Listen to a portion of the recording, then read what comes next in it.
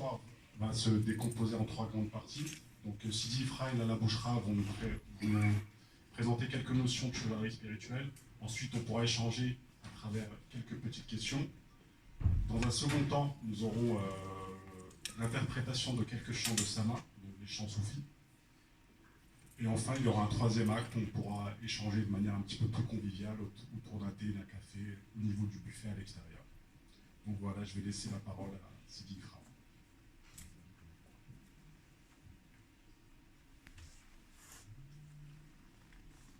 السلام عليكم ورحمة الله وبركاته. بسم الله الرحمن الرحيم.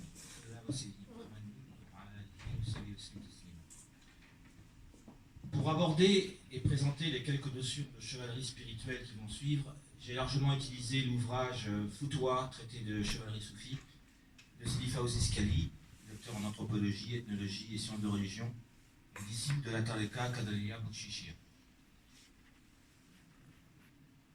La véritable chevalerie est spirituelle. Code de conduite, voie de l'action, noblesse de comportement, partout et toujours son origine et sa finalité sont spirituelles. Son expression guerrière n'est jamais qu'un développement secondaire, même en Occident. Comme en témoigne la devise des chevaliers du Temple, non nobis domine, non nobis, sed nomine tuo da gloriam. Pas pour nous, Seigneur, pas pour nous, mais pour la gloire de ton nom. En islam, on nomme la chevalerie spirituelle Futuwah, dérivé du nom Fata, littéralement le jeune homme. Dans l'Arabie anté-islamique, le mot Fata, celui de Futuwah n'était pas en usage, s'appliquait à un jeune homme, la jeunesse pouvant être ici symbolique, au comportement chevaleresque et dont la générosité était la vertu cardinale. C'est Lala Bouchra qui parlera plus longuement de ce qui touche à cette notion de fata, cette notion de jeunesse de l'âme. Le fait que dans le contexte coranique, le terme de fata fut employé à propos d'Abraham, c'est Ibrahim, encore jeune homme, et des dormants de la caverne, tous en rupture de banc avec leur société, est caractéristique de la signification postérieure qui sera la sienne, le comportement du fata, rendu par le terme de Futuwah, relevant d'une libéralité d'âme qui le place d'emblée au-delà de la pression du groupe ou du clan. La Futuwah, comme nous le verrons, exprime bien plus un mouvement du cœur que l'obéissance à des règles ou conventions sociales. Quelques 20 ans avant la révélation de l'islam, le prophète Mohammed, sallallahu alayhi wa sallam, jeune homme, avait pris part à un pacte de Futuwah à la Mecque pour défendre les droits d'un voyageur yéménite solitaire. Lésé par un commerçant mécois, je vais vous lire le récit qu'en donne Cyril Glacé dans son dictionnaire encyclopédique de l'islam. Avant l'islam, la responsabilité dans la société était déterminée chez les Arabes du désert par les seuls liens du sang, ce qui en laissait peu à l'étranger au clan, à part les règles d'hospitalité prescrites. À la Mecque, le prophète, sallallahu alayhi wa sallam, avant de recevoir sa mission, avait adhéré à un pacte de Futuwah pour venir en aide à ceux qui étaient dans la détresse. Ce pacte était entré en vigueur lorsqu'un marchand en voyage, s'emparant à la Mecque, vers qui se tournait pour avoir de l'aide, fut escroqué par un marchand mécois. La victime, un yéménite, en appela aux gens de la ville, à partir des pentes de la colline d'Abu Kubais, qui se dresse près de la Kaaba. Abdallah ibn Joudan, le chef du clan de Taïm, invita alors les Mécois à mettre le pacte de chevalerie en pratique. Az-Zubayr, chef du clan hachémite, amena le jeune Mohammed pour qu'il y prenne part. Ceux qui y participèrent versèrent de l'eau sur la pierre noire, la burent, puis, la main droite levée au-dessus de la tête, jurèrent de défendre ceux qui en auraient besoin, sans se soucier du clan auquel ils appartiennent.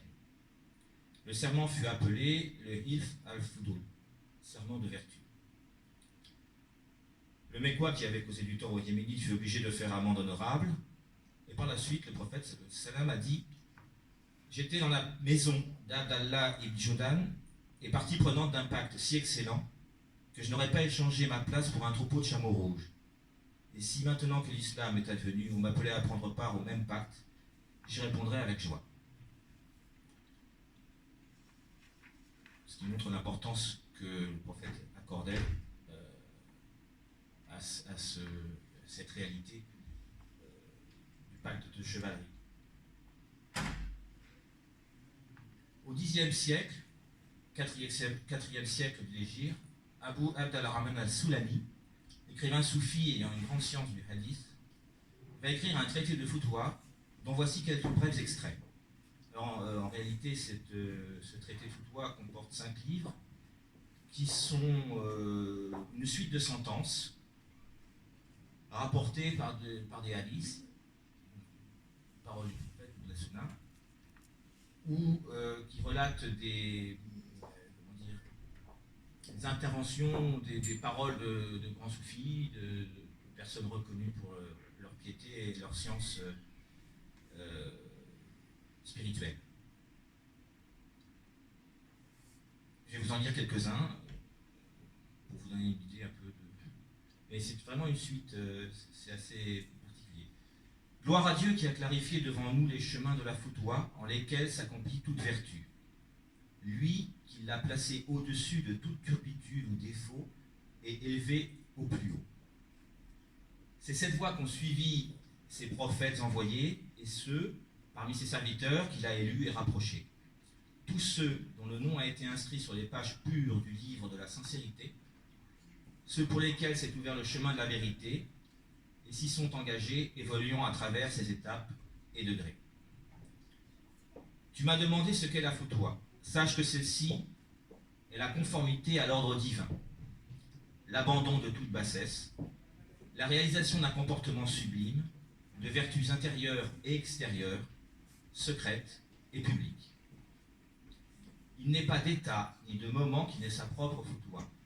Une foutwa envers ton Seigneur, envers ton prophète, envers ses compagnons, envers les saints parmi nos devanciers, envers tes maîtres, tes frères en Dieu, ta famille, tes enfants, tes proches ou les anges qui témoignent de tes actions. De la foutwa relève les attitudes de douceur envers ses frères en Dieu et le fait d'aller au-devant de leurs besoins. La foutwa est aussi que tu rendes le mal par le bien et que tu passes outre les mauvaises actions d'autrui. La foutwa consiste en l'adoption d'une attitude et conduite élevée qui sont à l'image de celles des gens du paradis. La foutwa est générosité.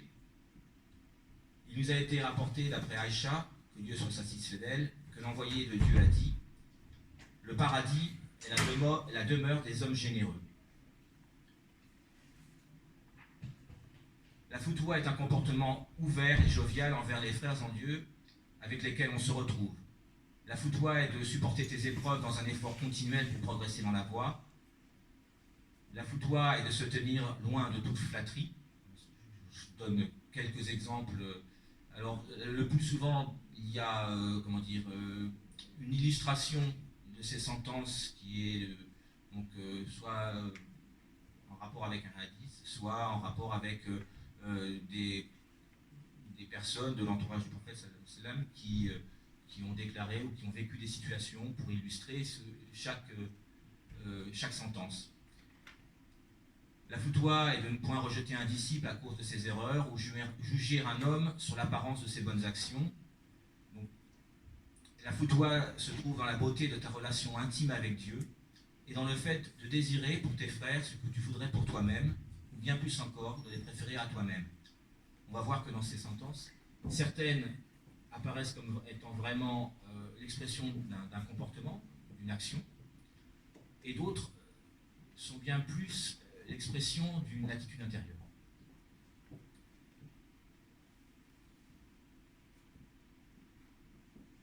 La foutwa est de traiter les gens comme on voudrait être soi-même traité. On rapporte que le prophète sallam a dit « Souhaitez pour les gens ce que tu souhaiterais pour toi-même ». Souhaite pour les gens, ce que tu souhaiterais pour toi-même.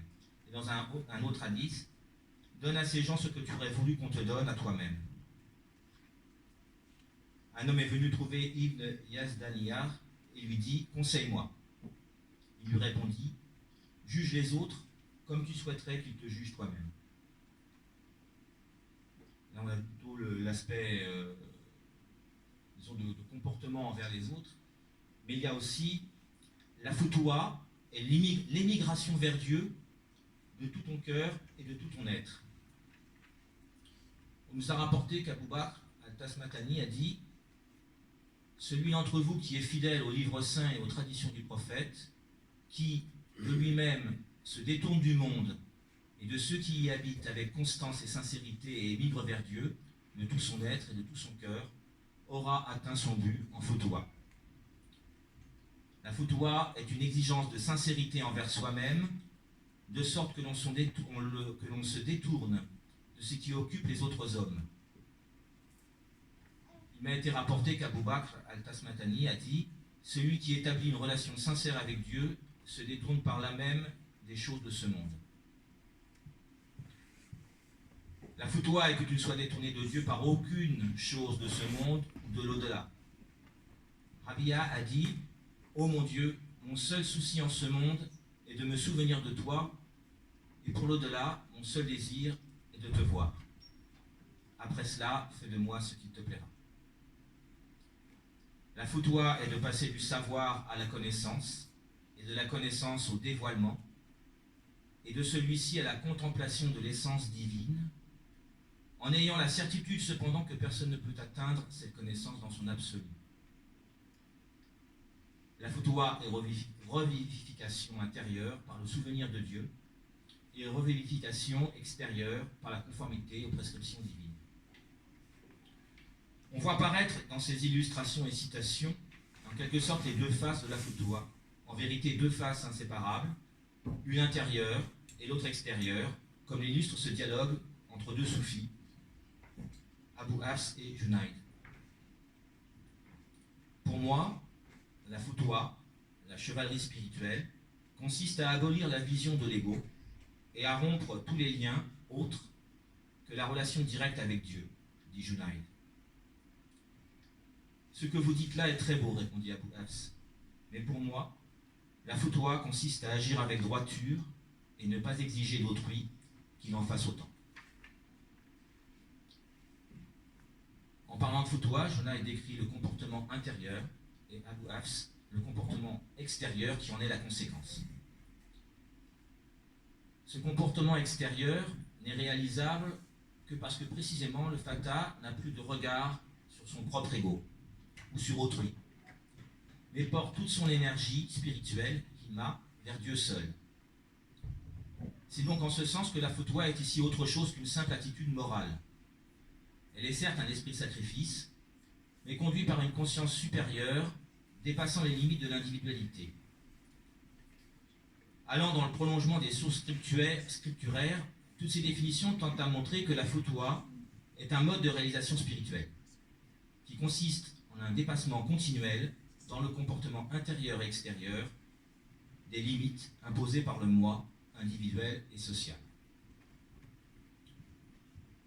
En termes de compassion, la noblesse d'âme consiste à s'élever au-delà des règles d'échange ordinaires, à faire prévaloir le pardon sur la loi du talion. À ce titre, Umar Sohrarwardi fera dériver la foutoua du mot fatwa.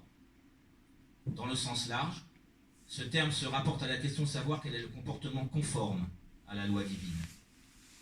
Or, celle-ci comporte de multiples possibilités, correspondant à des aptitudes spirituelles différentes dont la plus élevée est celle de la foutoua. Toujours selon Sohrarwardi, foutoua est la moelle de la charia, de la tariqa et de la haqiqa. Tariqa, la voie, et haqiqa, sur la vérité.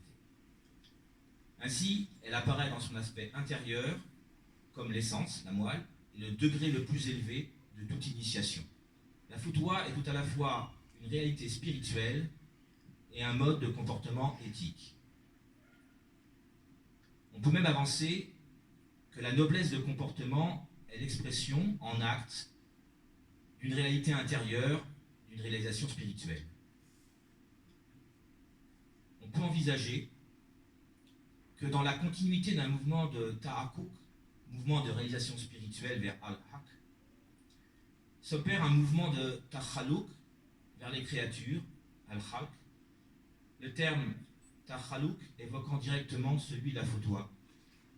Du fait des caractères soulignés de bienveillance et de subtilité dans les relations suggérées par la fatwa, on peut penser que le nom divin qui préside à cette descente, ce takhalouk, est le nom divin al-latif, que l'on traduit par le bienveillant, le subtil. Dans ce contexte, prend tout son sens le hadith du prophète. J'ai été envoyé pour parfaire l'excellence du comportement, makarim al-akhlaq, ce dernier terme dérivant avec celui de takhalouk de la même racine. C'est ainsi que l'on rapporte qu'au moment de la révélation du verset coranique suivant, pratique le pardon, ordonne le bien et écarte-toi des ignorants,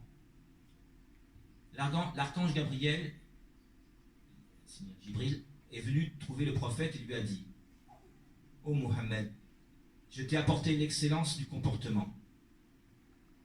Elle consiste en ce que tu pardonnes à celui qui a été injuste envers toi, que tu donnes à celui qui te refuse son don, que tu rendes visite à celui qui s'est détourné, que tu t'écartes de celui qui fait preuve d'incompréhension à ton égard et que tu pratiques le bien envers celui qui a agi envers toi par le mal. Si cette noblesse de comportement est le résultat d'une réalité intérieure, d'une perfection de l'âme, comment la fatwa peut-elle aussi apparaître comme une voie de réalisation? C'est-à-dire, quelle conscience est nécessaire pour mettre en œuvre ce processus? En premier, me semble-t-il, pratiquer le souvenir de Dieu. Ensuite, tendre, en ce qui concerne nos événements, ce qui survient, ce que l'on subit, donc tendre au tawakkul, à l'abandon et à la confiance en Dieu. Agir sans s'attacher au fruit de l'action, avec une volonté ferme mais sans désir, et par la suite sans s'attribuer les mérites de ses actes, en ayant conscience qu'aucun de nos efforts atteint un but s'il n'est couronné par Dieu. Le jardinier ne fait pas tomber la pluie. À propos de l'effort humain, Ibn Arabi dit que même une fois la porte atteinte, l'homme y frapperait tant qu'il voudrait, Dieu seul décidera qu'elle s'ouvre. Enfin, restituer à Dieu nos actes, mais aussi nos événements, c'est-à-dire garder en conscience que la finalité de toute chose aboutit à notre relation à Dieu. Nos actes, nos paroles, nos pensées, ce que l'on voit, ce que l'on entend, ce que l'on sent, ce que l'on goûte, ce que l'on touche, tout ce qui nous arrive dans notre existence. Et c'est donc au regard de cette finalité que nous devons agir et vivre notre existence, pas seulement dans l'espoir d'un paradis après notre mort, mais pour en quelque sorte la transparence immédiate, actuelle, de notre relation à Dieu. Restituer à Dieu, c'est activer la conscience que tout ce que l'on vit, subit, agit, est en réalité l'expression d'un dialogue avec Dieu. La conscience que la finalité de tout ce qui survient dans notre existence est de parfaire notre relation à Dieu. Par cette conscience, la finalité d'action n'est pas à trouver dans le monde. Nos actes sont l'expression de notre relation intime. Ils ne répondent pas au monde, ils répondent à Dieu. Ils sont l'expression d'un mouvement du cœur vers lui, bien qu'en tant qu'expression, ils manifestent un mouvement vers le monde, vers les créatures. C'est ainsi donner une verticalité à nos actes, à notre comportement, qui rompt avec l'horizontalité de l'ordre de ce monde, sa dualité, sa loi d'action et réaction concordante. L'équilibre dans la dualité réclame la loi du talion, œil pour œil, dent pour dent. Tandis que le pardon exprime une verticalité qui transcende cette loi. C'est ainsi être dans le monde sans être de ce monde.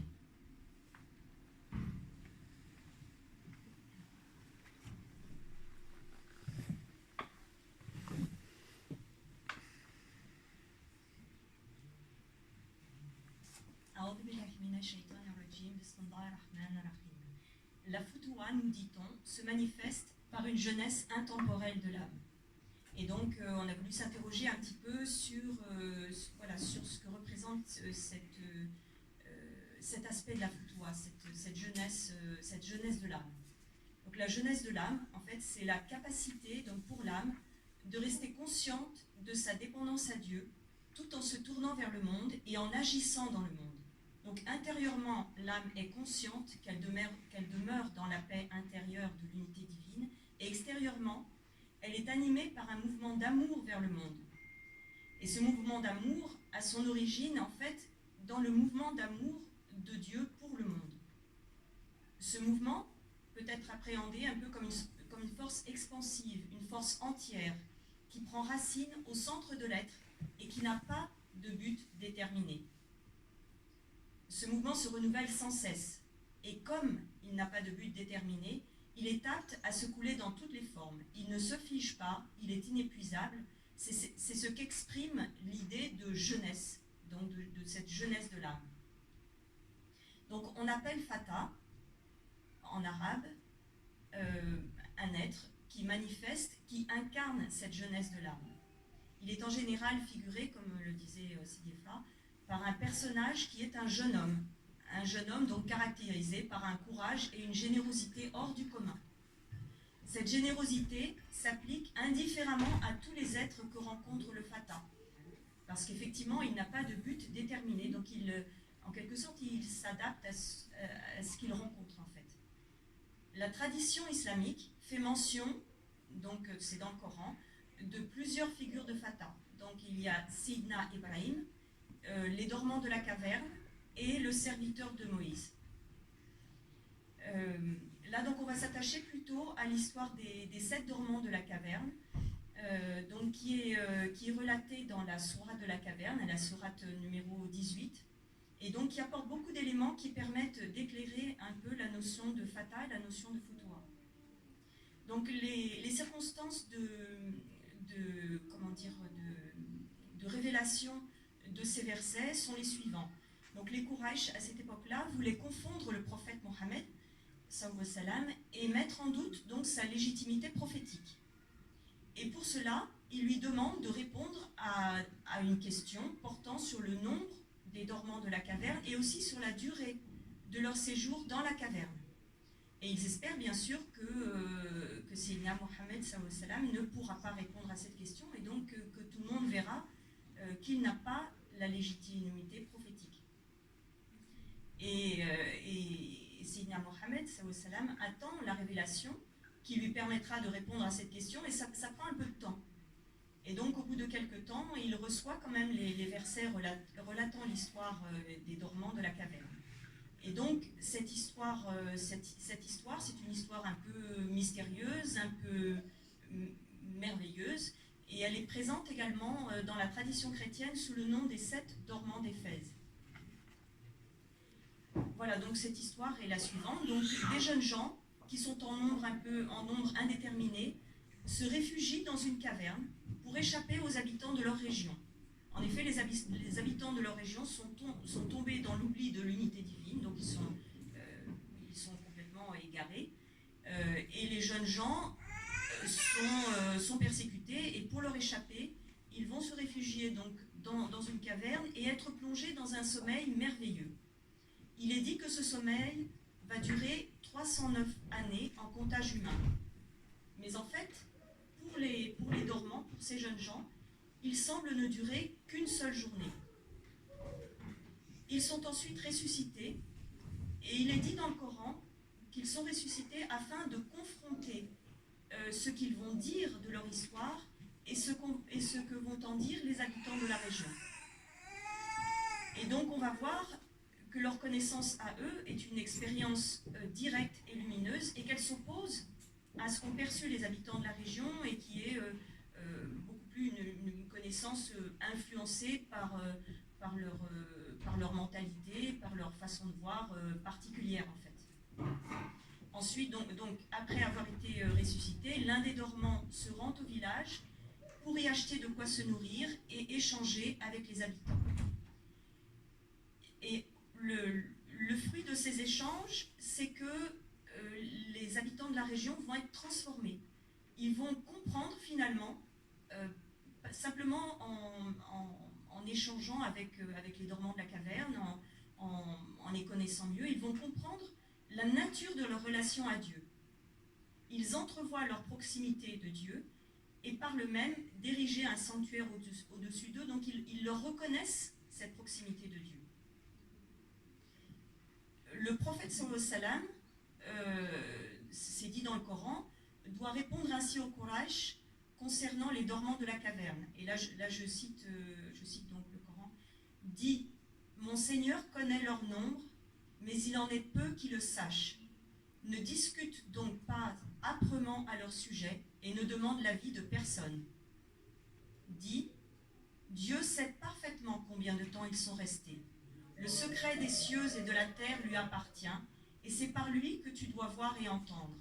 Ils n'ont aucun maître en dehors de lui, et lui-même n'associe personne à son commandement. » Donc par ces versets est affirmé le côté mystérieux et un peu insondable de l'état dans lequel ont été plongés ces jeunes gens dans la caverne. Et effectivement, dans la caverne, les dormants sont maintenus en dehors des conditions habituelles humaines. Ils ne sont pas soumis aux conditions de temps et de lieu qui structurent et limitent l'existence habituelle. C'est ainsi que le Coran dit que leur nombre est indéterminé, peut-être 3, peut-être 5, peut-être 7. On ne peut pas vraiment dire d'ailleurs s'il s'agit vraiment, si on considère vraiment des individus clairement distincts et dénombrables, ou s'il s'agit simplement, ou s'il s'agit d'une communauté considérée globalement et dans laquelle finalement on ne doit pas chercher à distinguer les individus des uns et des autres. En fait, une figure de l'unité en fait. Leur chien est mentionné également. Sa présence semble achever le nombre des dormants, puisqu'il est mentionné dans le comptage, comme on va le voir tout de suite. Peut-être d'ailleurs cet animal domestique qui se place à la périphérie du groupe des dormants, puisqu'il est dit qu'il est placé sur le seuil, représente-t-il la limite de leur communauté? Alors je cite donc le Coran. On dira, ils étaient 3 et leur chien le 4e. On dira, ils étaient 5 et leur chien le 6e.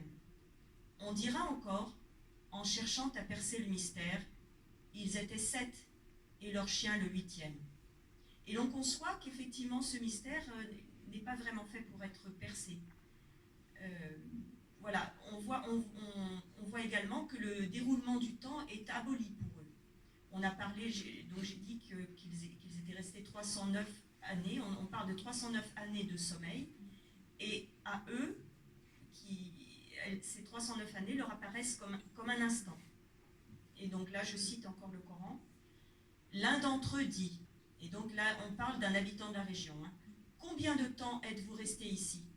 Ils répondirent, donc là, il s'agit des gens de la caverne, nous sommes restés un jour ou une partie d'un jour. La caverne figure, on s'en rend compte, le centre du monde. On comprend, lorsqu'il est dit que le soleil se lève à leur droite et se couche à leur gauche, que la caverne est un pôle autour duquel toutes les choses sont en rotation. Et c'est pour cela qu'elle échappe au déroulement du temps et de l'espace. C'est pour cela que ceux qui s'y abritent et ne peuvent pas vraiment être distingués, c'est pour cela que ceux qui s'y abritent ne peuvent pas vraiment être distingués les uns des autres. Ils sont à la fois un et plusieurs. Ils sont en fait dans une sorte de communion des cœurs. Donc la caverne n'est pas vraiment un lieu, ce serait plutôt un état d'être. C'est l'état du silence intérieur, le centre immobile autour duquel tournent toutes les choses, ce qu'on appelle un état paradisiaque. Donc je cite encore le Coran. « Tu aurais vu le soleil, à son lever, s'écarter de leur caverne vers la droite et passer à leur gauche au moment de son coucher, tandis qu'ils demeuraient dans un endroit spacieux de la caverne. » Donc eux-mêmes, les dormants, se tiennent constamment dans le vouloir de Dieu, qui les tourne à droite, puis à gauche. Ils semblent bercés dans le vouloir de Dieu. Je cite, « Tu les aurais crus éveillés, alors qu'ils dormaient, et que nous les retournions vers la droite et vers la gauche, tandis que leurs chiens se tenaient sur le seuil, les pattes de devant étendues. » Sur le seuil de la caverne, le chien paisible et vigilant évoque la pacification de l'âme subtile. Et autour de la caverne, les habitants sont hostiles et égarés dans l'idolâtrie, c'est-à-dire incapables de purifier et d'unifier leur âme pour parvenir à la connaissance intérieure. Ces habitants ils représentent en fait les errements de l'âme tiraillée parce qu'elle ne peut pas se détacher de la multiplicité des choses extérieures et se tourner donc vers l'intérieur. Le Coran nous dit que les dormants sont ressuscités, donc ramenés à la vie, pour que soient confrontées deux visions de leur histoire. Il y a d'un côté leur expérience directe et lumineuse, donc l'expérience des dormants, et de l'autre l'interprétation donc de ces mêmes faits par les habitants de la région. Ceux-ci ne connaissent leur histoire, donc les habitants de la région ne connaissent l'histoire des dormants que par ces signes extérieurs. Ils demeurent donc dans le doute et ont pu par exemple peut-être les croire morts alors qu'ils étaient préservés dans l'unité de Dieu. Je cite le Coran, « Ces gens se disputaient à leur sujet ». C'est-à-dire que le Coran nous dit, d'un côté, ne cherchez pas trop à percer le mystère de ces jeunes gens, et il mentionne le fait donc que les habitants autour de la caverne s'affrontaient sur l'interprétation de ce qui s'était passé. Lorsqu'ils sont tirés de leur sommeil, un des jeunes gens se rend au village pour échanger de la monnaie contre de la nourriture. Il est dit qu'il se comporte avec douceur, il se mêle aux habitants comme s'il était l'un d'eux, afin de ne pas provoquer leur rejet en montrant ce qui le distingue d'eux. Je cite, « Il s'efforcera de se comporter avec douceur pour ne donner l'éveil à personne sur ce qui vous concerne. » Ce jeune homme, donc, qui est envoyé aux gens, donc aux habitants de la région par le vouloir de Dieu, il est donc envoyé à ces gens par le vouloir de Dieu et dans le vouloir de Dieu. Il les rencontre pour échanger avec eux, pour se mêler à eux qui l'avaient pourchassé. Il s'efforce de les rencontrer sans montrer ce qu'il est intérieurement pour ne pas susciter l'hostilité. Je cite, « Si ces gens-là vous apercevaient, ils vous lapideraient, ou bien ils vous ramèneraient à leur religion et vous ne seriez plus jamais heureux. » C'est-à-dire que s'ils se mêlaient vraiment à eux, ils seraient amenés à ne regarder que l'extériorité des choses comme ils le font, et donc ils seraient éloignés de l'unité de Dieu et donc du véritable bonheur qui est la communion en Dieu. Il y a chez le Fata, donc une énergie lumineuse qui s'exprime directement dans les actes, librement. Il n'y a pas chez lui d'altération de la lumière par réflexion dans le mental. Aussi, les actes du Fata apparaissent-ils comme lumineux et cette lumière s'impose-t-elle à ceux qui l'entourent? C'est une lumière il diffuse une véritable lumière. Le Coran nous indique que les habitants, que les habitants qui avaient autrefois pourchassé les dormants de la caverne, reconnaissent finalement leur proximité divine. Les habitants de la région finissent par dire, et là je cite, « Construisez un édifice au-dessus d'eux, leur Seigneur les connaît parfaitement. » Donc ils reconnaissent que le Fata agit selon le vouloir de Dieu. Ces actes n'ont pas de but humain déterminé. Ils sont motivés par un mouvement d'amour expansif.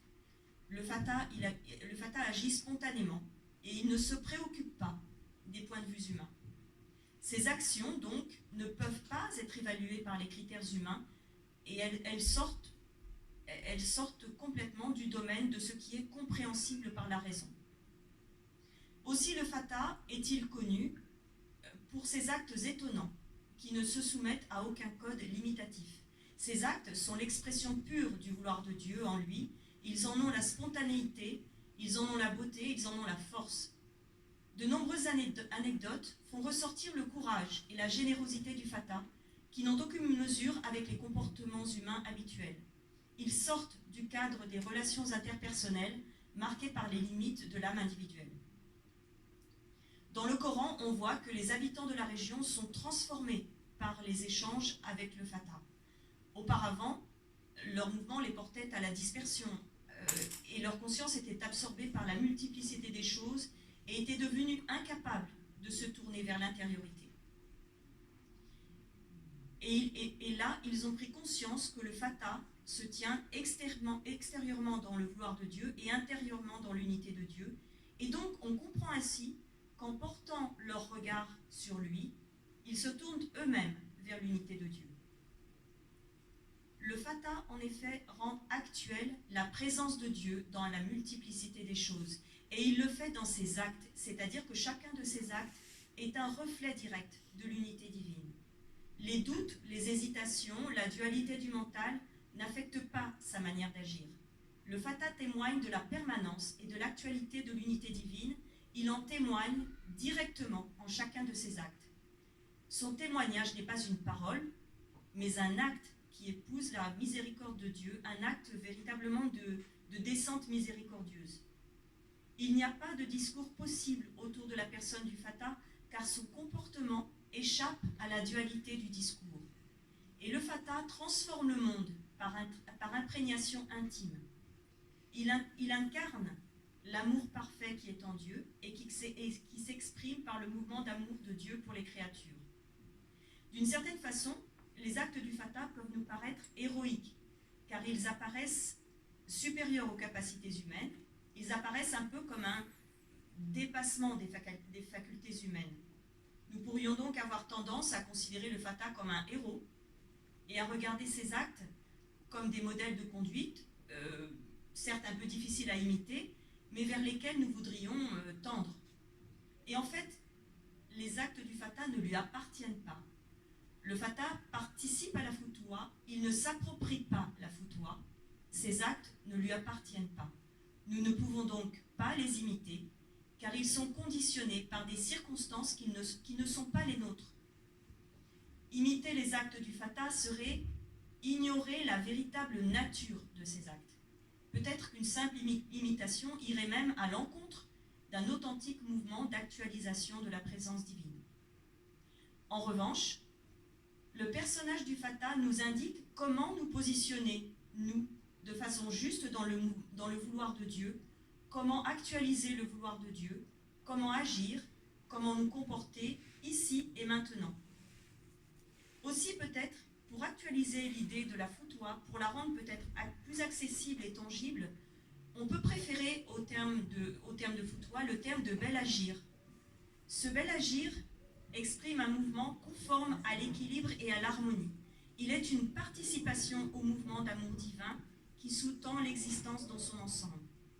Dans ce mouvement, l'individu humain trouve sa juste place. Il reçoit d'en haut et donne autour de lui, sans compter ses actes, et en se considérant comme un simple élément de l'humanité. Ce faisant, il rétablit la dignité de l'individu humain, intermédiaire entre le ciel et la terre, et qui participe à l'activité divine sans s'approprier les effets de cette activité. Il participe à la liberté et à la spontanéité de l'existence. En fait, il se sent à sa juste place. L'effet de ce positionnement dans le bel agir est le bon comportement. La personne qui se tient dans le mouvement du bel agir a un comportement qui vise à établir l'harmonie et l'équilibre, tout en s'adaptant aux multiples circonstances, aux êtres et aux choses qu'il rencontre. Le bon comportement se reconnaît à cela, une recherche de l'harmonie dans l'état où se trouvent les choses. Il ne s'agit pas d'appliquer un code préétabli, mais de garder la conscience de l'orientation intérieure vers le divin. Et c'est cette conscience intérieure qui permet de voir en chaque situation ce qui peut rapprocher de la paix et de l'harmonie.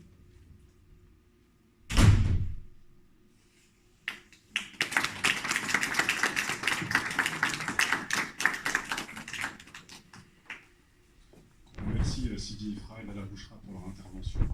Donc, on va passer aux questions. Donc, n'hésitez pas à poser vos questions sur tous les sujets qui ont été abordés.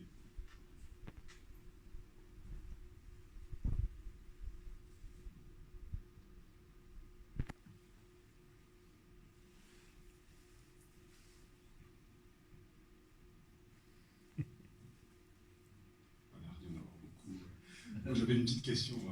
Est-ce qu'il y a eu des ordres bien établis, par exemple, comme les Templiers dans la Foutoua en islam, ou c'est des choses qui n'ont absolument rien à voir? Alors,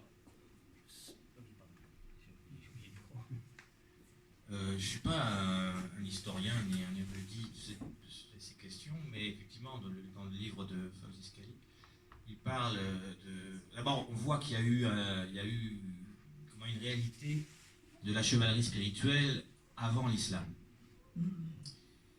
Et sans doute que de cette réalité spirituelle, alors, le terme de chevalerie en français, c'est vrai qu'il a un petit défaut, c'est qu'on ne voit pas trop où sont les chevaux. Enfin, je veux dire que... d'ailleurs, je crois qu'en islam, il distingue deux mots pour ceux qui se rapportent, ceux qui sont à cheval, effectivement, et puis ceux qui sont un autre dromadaire. Je l'ai lu quelque part. Mais plus sérieusement, effectivement, il y a eu des ordres vraiment de Foutoua qui se sont, donc de chevalerie spirituelle, qui sont allés vers effectivement, qui ont pris le sens un peu comme ceux qu'on connaît en Occident, d'une bravoure, et puis il y a eu les croisades, donc une opposition entre la chrétienté et l'islam. Et donc tout ça, notamment, ça a évolué. Il y a eu véritablement des ordres. Mais on sent déjà, c'est pour ça que j'avais voulu le lire, il y a tout de même un aspect rituel. J'avais hésité à lire le moment du pacte que le prophète sallallahu alayhi wa sallam fait 20 ans avant la révélation de l'islam. Mais on voit que tout de même, ça repose sur la Kaaba, il verse de l'eau sur la pierre noire, il y a un rituel. Donc on sent bien qu'il y a quelque chose, et cette réalité va bien sûr traverser l'islam en quelque sorte, et s'amplifier, puisque ce qu'on a essayé de montrer, c'est que c'est pas seulement un code de conduite, c'est véritablement le reflet d'une réalisation spirituelle, d'une réalité intérieure, d'une réalité spirituelle, d'une relation intime avec Dieu. Et comment dire, il y a eu un certain nombre de choses qui sont passées, qui sont produites dans l'islam. En particulier, ce qui est intéressant aussi, c'est que les guildes d'artisans se sont faites aussi sur l'idée de Foutoua.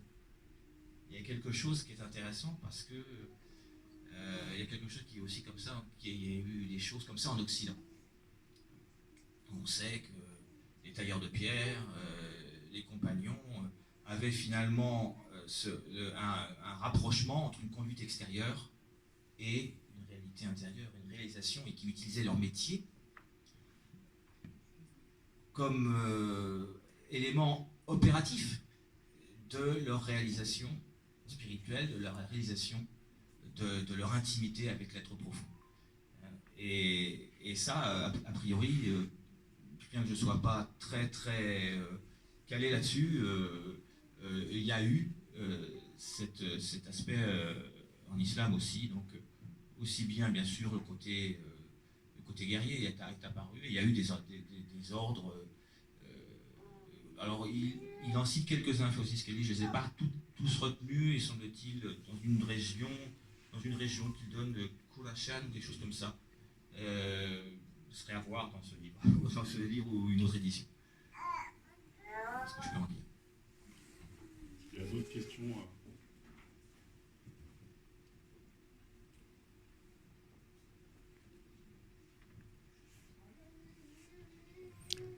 Quelles sont les sentences les plus belles de la Foutoua?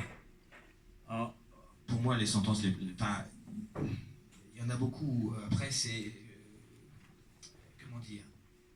Justement, ce qui est particulier, c'est que c'est là...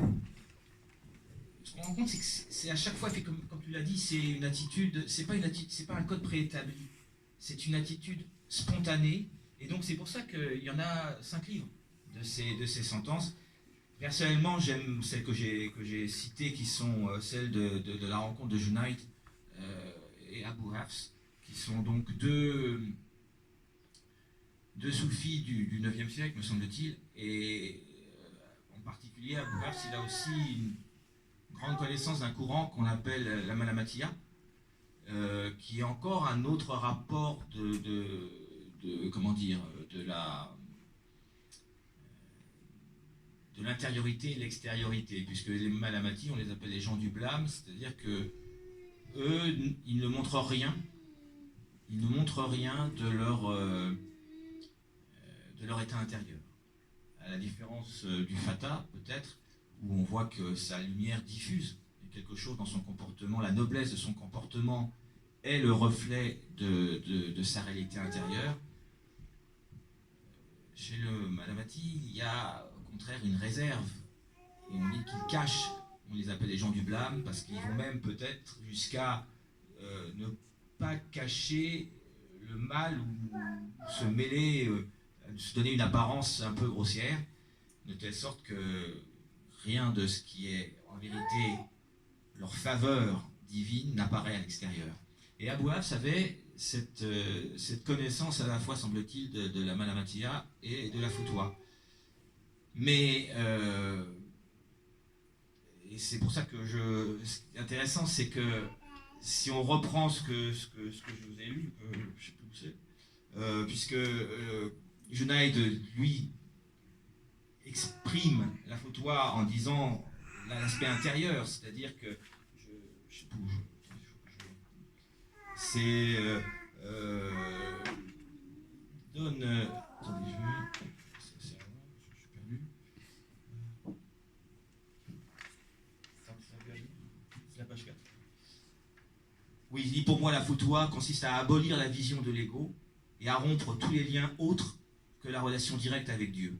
Donc là on est vraiment, voilà, je veux dire, tout est dit, c'est la relation, il n'y a que Dieu, quoi. Il n'y a plus que la vision et l'amour de Dieu.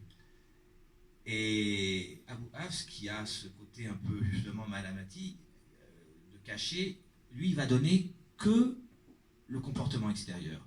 Mais comportement extérieur qui est pas inintéressant, puisque si on peut dire, la Foutwa consiste à agir avec droiture et ne pas exiger d'autrui qu'il en fasse autant. Il n'y a que le comportement extérieur. Il ne révèle pas la lumière intérieure dont il est porteur. On voit bien qu'il y a quelque chose de caché dans un sens. Alors que Junayd, sa réponse est brillante. Elle évoque Dieu. Là, non. Abou Hafs, il est juste à dire, voilà, agir avec droiture sans exiger d'autrui qu'il fasse de même. Pour moi, ce sont les deux plus belles. Enfin, mais ça après, c'est une question de sensibilité. C'est peut-être parce que la deuxième se retrouve aussi dans certains autres.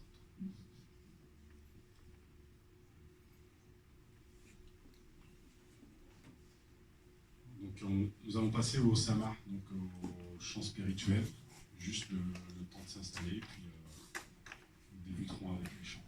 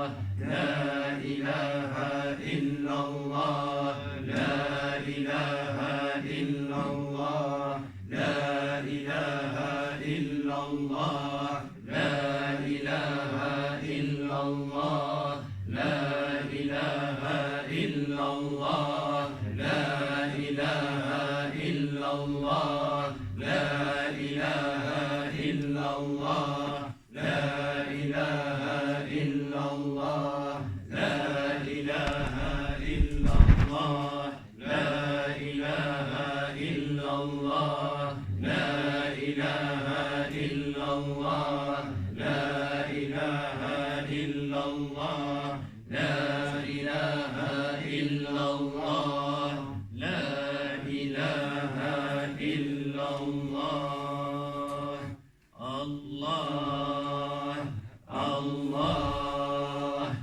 الله الله الله الله الله الله الله الله الله الله الله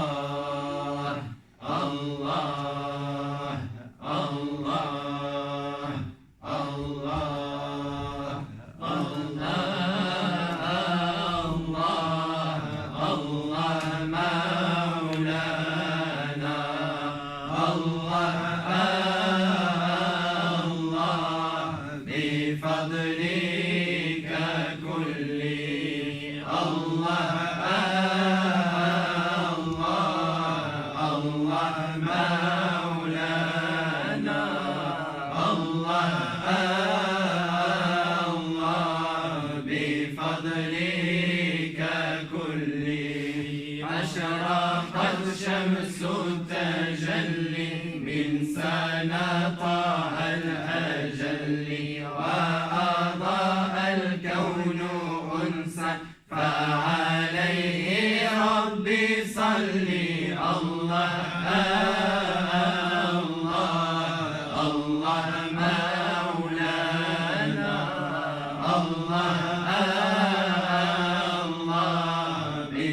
بفضلك كل أحمد المختار فكل مبعوث وراء من رقى فوق البراق وارتقى السبع الطباق الله الله الله مولانا الله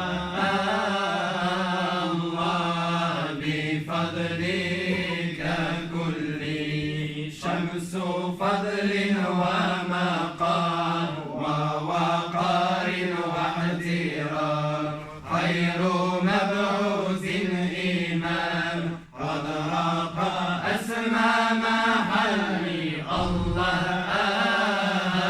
الله الله مولانا الله بفضلك كل خير مولود تجلى ملأ الأكوان فضلا طاب فرعا ساد أصلا خص بالفضل الأجل الله الله الله مولانا الله بفضلك كل كم إلى المحمود طه من علا لا يتناهى يا شفيعا لا يضاهى حفانا في خير ظل الله الله الله مولانا الله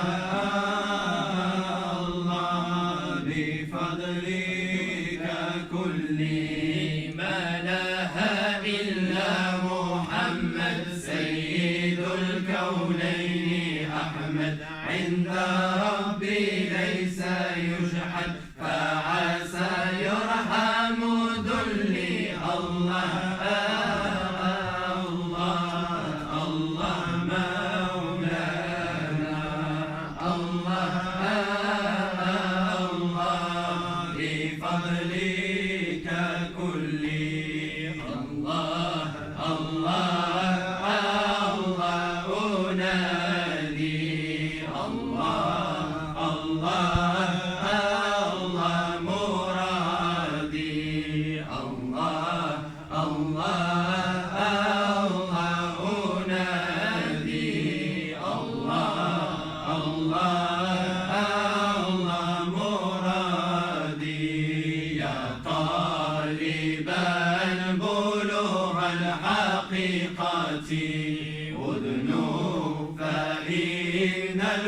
صلب صحبتي الله الله الله أنادي الله الله الله مرادي فإلى سبيل الله دعوتي على بصيرة من أمري ويقظتي الله الله الله أنادي الله الله الله مرادي فمقام التفريد منزلتي بعد التجريد نلت أعلى رتبتي الله الله الله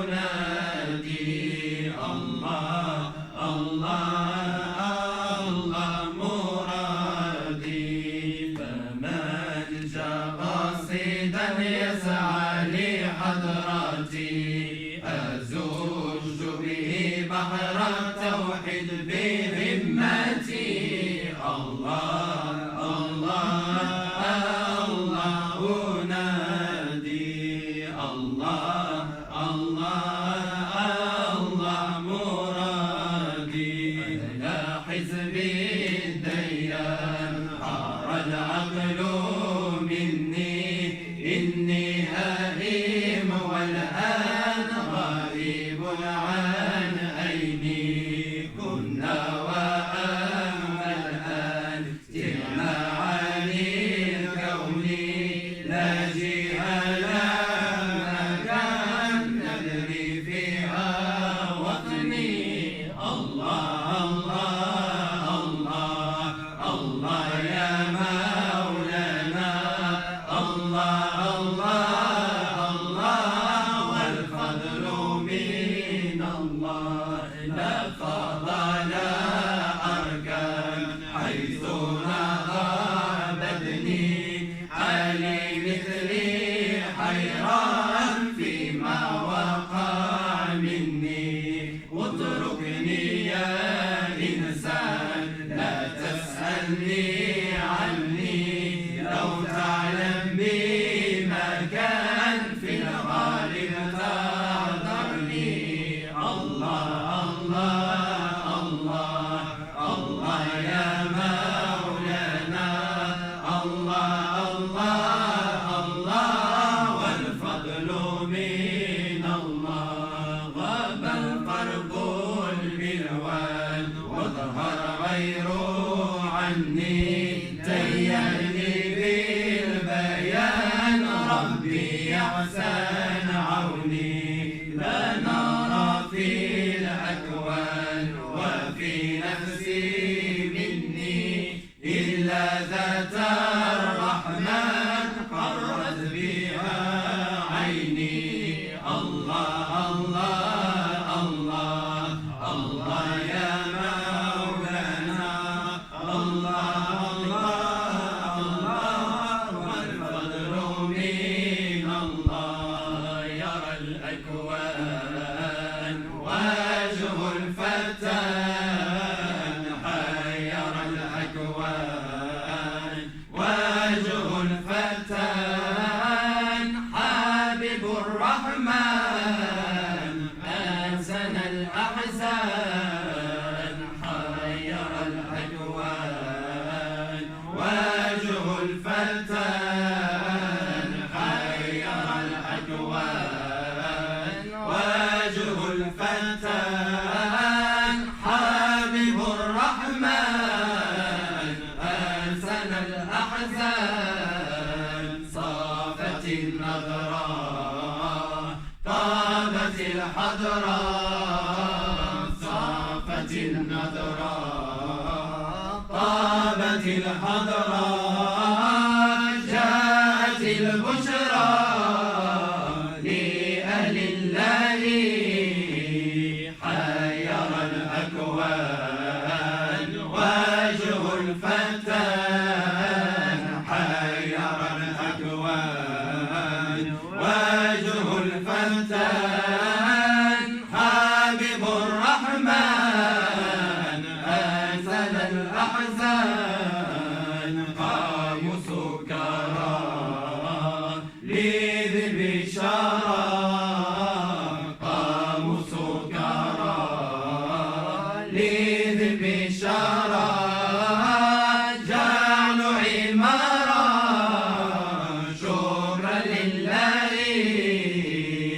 حير الأكوان وجه الفتى حير الأكوان وجه الفتى حبيب الرحمن أنزل الأحزان أيها الحاضر اذكر وذكر أيها الحاضر اذكر وذكر إياك تنكر حال لله حير الأكوان وجه الفتان حير الأكوان وجه الفتان حبيب الرحمن أنسن الأحزان فسلم لهم فيما أراهم فسلم لهم فيما أراهم واعلم أنهم قاموا لله حير الأكوان وجه الفتان حير الأكوان وجه الفتان حبيب الرحمن أنسن الأحزان قاطع أمرنا نرفع لأجلك حبنا فإنما نحن بالرضا من أحبنا ولذ بحمانا واعتمي بجنبنا لنحميك مما فيه أشرار خلقنا الله الله الله الله يا مولانا الله الله الله لا إله إلا الله وعش في رضانا خاضعا متذللا وأخلص لنا تلقى المسارات والهنا وسلم إلينا الأمر في كل ما أتى فما القرب والإبعاد إلا بأمرنا الله الله الله الله يا مولانا الله الله الله لا إله إلا الله ولا تعترضنا في الأمور فكل من أردناه أحببناه حتى أحبنا رفعنا له حجبا أبحناه نظرة إلينا وأوضعناه من سر سرنا الله الله الله الله يا مولانا الله الله الله لا إله إلا الله تمسك بأديان المحبة واغتنم ليال بها تحظى بأوقات قربنا فقم في الدجى فالليل ميقات من يريد وصال حبيب فاغتنم فيه وصلنا الله الله الله الله يا مولانا الله الله الله لا إله إلا الله فما الليل إلا للمحب مطية وميدان سبح فالسابق تبلغ المنى وعن ذكرنا لا يشغل أنك شاغل ولا تنسانا واقصد بذكرك وجهنا الله الله الله الله يا مولانا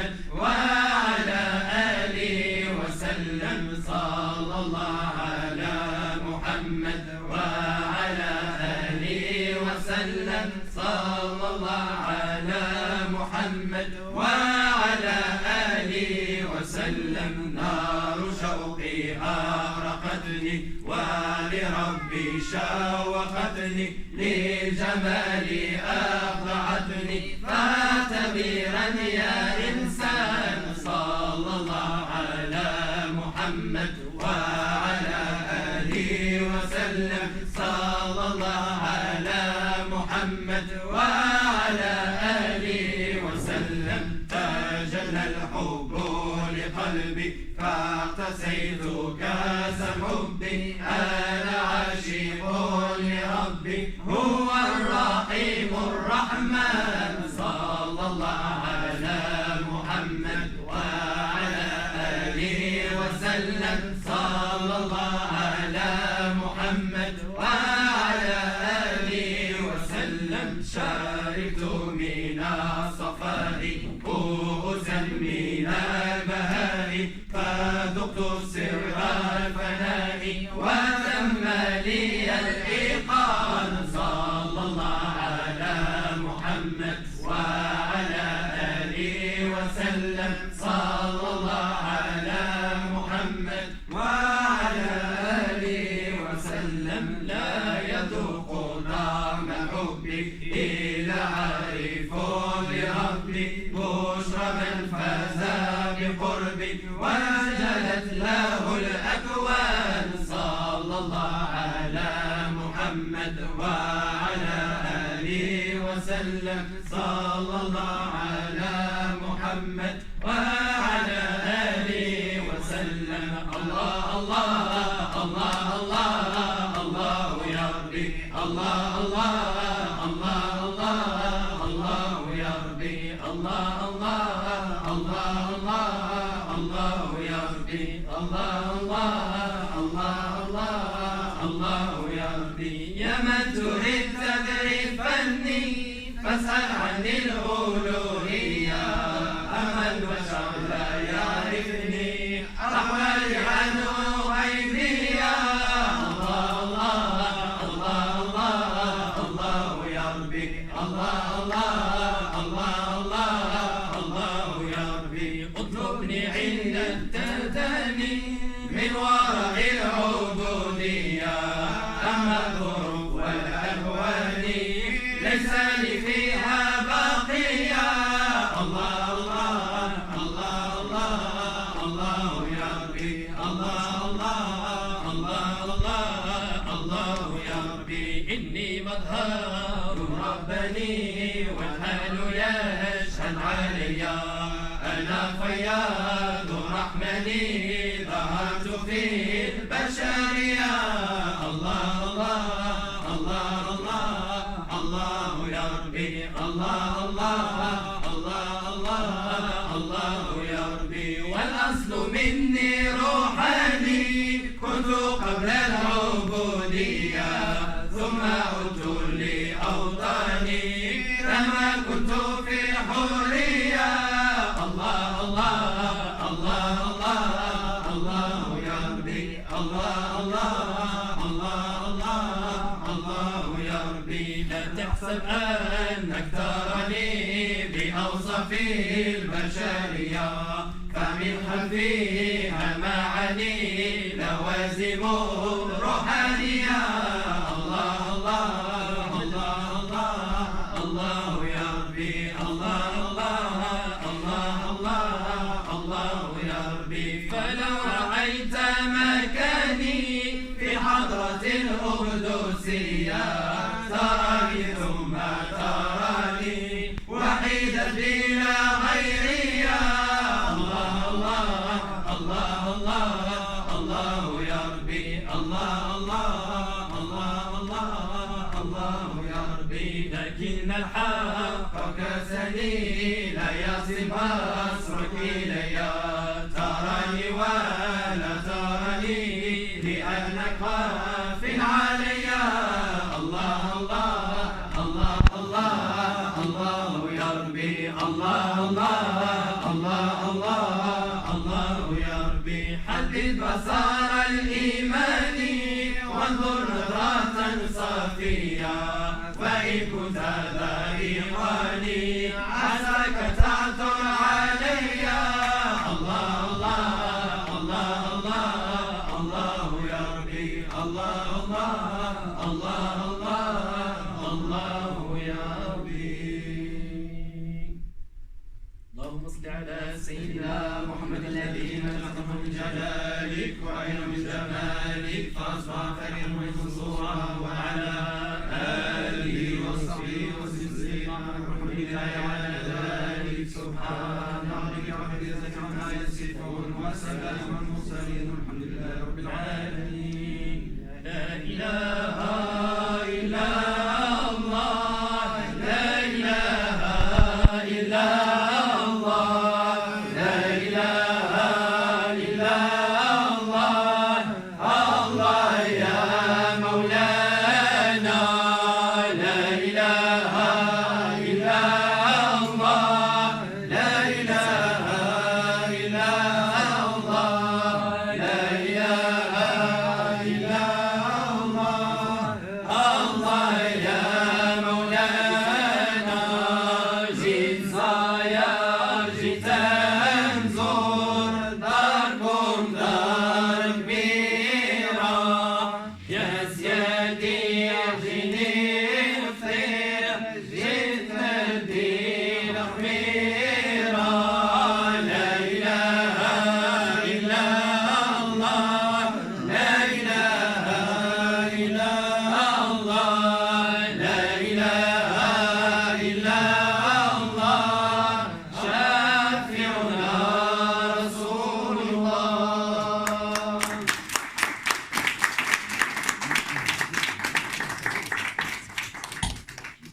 On remercie les Mossamir pour leur interprétation. N'hésitez pas à la sortie à laisser vos adresses mail pour être informé des futurs événements de la passerelle.